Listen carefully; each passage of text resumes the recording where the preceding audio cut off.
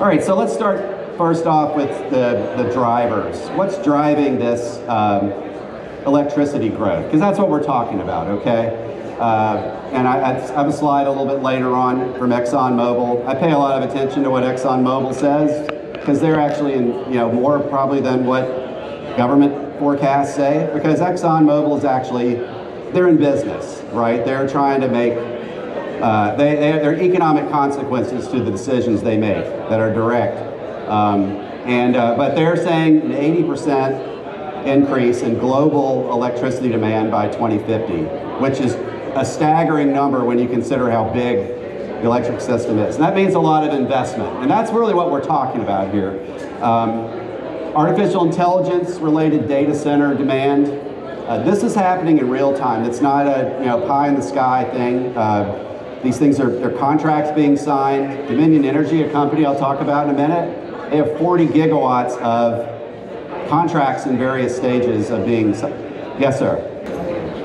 Yes. So that is illustrated. So the gentleman is saying is that my chart here shows that in industrial load, data centers are actually, it's a phenomenal rate of growth, but it's actually just one piece of what's going on and what's driving industrial growth. Yeah. Well, in point two, reshoring of manufacturing to the United States. This is something that obviously tariffs have been stimulating to some extent, but this has been happening really for the last 5 years. Why? Because supply chains. When we had the pandemic, the COVID pandemic, 2020, the Chinese factory floor was shut down. A lot of companies realized, hey, we're way too dependent. Our supply chains are not resilient enough. So companies have been relocating back here to the United States, a lot of different businesses,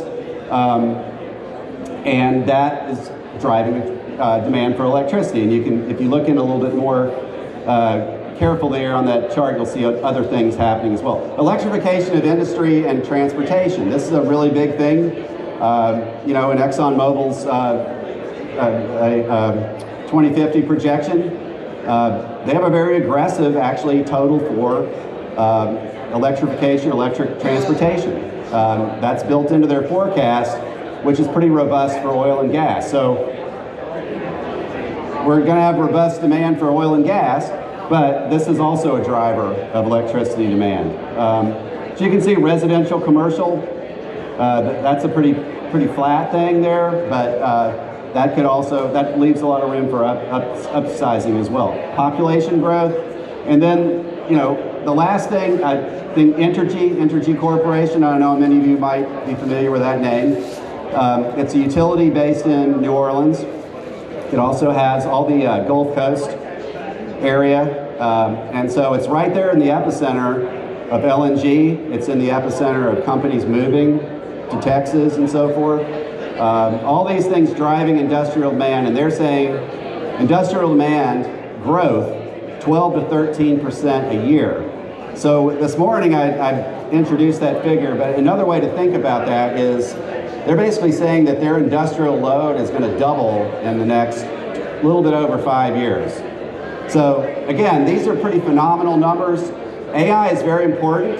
Data center growth is very important, but it's not the only driver of growth. And I think that's not very widely appreciated. I did put up another slide here for data center growth, just to illustrate that. And this is a little different way of looking at it. Dominion Energy is the utility serves Northern Virginia. And Northern Virginia is responsible, recently, shown about 70% of global data traffic. So they are building data centers all over the country, but they're building a lot more in Northern Virginia because that's basically where the connection is, and it's where the government is, a lot of things. So you can see this is a forecast demand, but they have, and I think it probably might be conservative, as of the Q2 earnings, they forecast 40 gigawatts of incremental demand, just contracts in various stages of being signed. So it is a very big thing, and it's happening in real time. And I think the difference, I'll just make one more point. I mean, I think the difference between this and some of the booms that we've seen previously, you know, for example, back in the 90s, so forth, people were talking about an IT boom, and you know, that was when Enron and a lot of companies were talking about, you know, demand going up. And I think people are right to be skeptical of projections and things like that. But the difference here is that this is happening in real time. Contracts are being signed, and the contracts are being signed with the richest companies in the history of the world. Talking about the big tech companies. So again, I'd say be skeptical of projections always, but in this case, these things are happening in real time. So ExxonMobil's 2050 forecast, you can, I will have copies of the slides for anybody that wants them. You just drop me your email, happy to do that. This to me is a pretty instructive slide. And what you see, I'll just come down here. This line, that's probably the most important. That's electricity demand.